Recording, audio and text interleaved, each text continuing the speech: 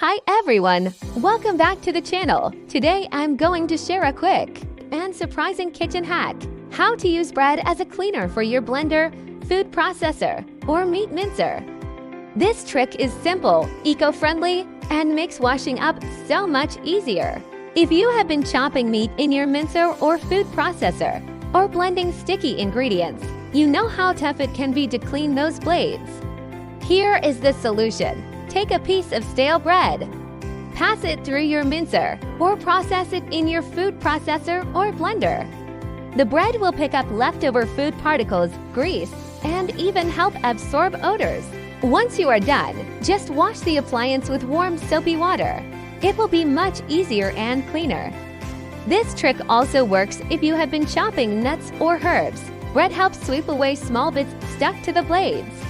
For strong odors, like garlic or onion, the bread can help absorb the smell before you wash. You can compost the used bread afterward, making it a zero-waste cleaning hack. Always remember to unplug your appliance before cleaning. Safety first. So next time your blender, mincer, or food processor feels like a pain to wash, just reach for some stale bread. It is a cheap, effective, and eco-friendly way to keep your kitchen tools sparkling clean.